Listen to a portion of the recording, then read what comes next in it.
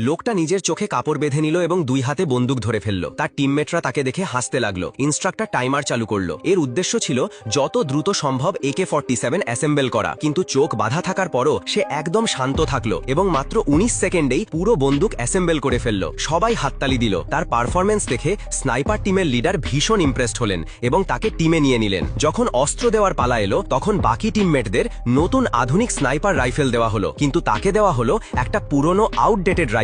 সে অভিযোগ করতেই কঠিনভাবে ডাঁট খেতে হলো। টিমমেটরাও তার পুরনো রাইফেল নিয়ে মজা করতে লাগলো। কোনো উপায় না থাকায় সে ঠিক করলো যে পরের ট্রেনিং এ আরো বেশি মনোযোগ দেবে। এই ট্রেনিং এ স্নাইপারদের একেবারে না নড়ে শুয়ে থাকতে হলো, আর ইনস্ট্রাক্টর তাদের পাশেই গুলি চালাচ্ছিল। সে একাই ছিল যে একেবারেই নড়ল না। এরপর এলো শুটিং প্র্যাকটিস। ইনস্ট্রাক্টর তাদের স্কোপ ঢেকে দিল এবং চোখে না দেখে গুলি চালাতে বলল। তখনই তার পুরনো রাইফেলের সব দুর্বলতা সামনে এলো। সে আবার বন্দুককে দায়ী করলো, কিন্তু ইনস্ট্রাক্টর বলল, তুমি যদি নিজে ভালো না হও তবে বন্দুককে দোষ দিও না। সে এই কথা মানল না, বরং নিজের সঙ্গে প্রতিজ্ঞা করল যে সে নিজের যোগ্যতা প্রমাণ করবেই। এক নাইট শুটিং এক্সারসাইজে অন্ধকারে টার্গেটকে মাত্র একটি গুলি দিয়ে হিট করতে হতো। বাকিরা গুলি চালিয়ে চলে গেল, কিন্তু সে শান্তভাবে বসে রইল। ইনস্ট্রাক্টর জিজ্ঞেস করল, এখনো ফায়ার করনি কেন? সে উত্তর দিল, আমি তো এখনো গুলি চালাইনি। তারপর কোনো আলো ছাড়াই সরাসরি টার্গেট হিট করে ফেলল, সেই পুরনো রাইফেল দিয়েই একদম পারফেক্ট শট। এরপর সে ট্রেনিং শেষ করলো এবং শীঘ্রই তার প্রথম মিশন এলো। শত্রুরা এক পুরনো ফ্যাক্টরির ভেতরে লুকিয়েছিল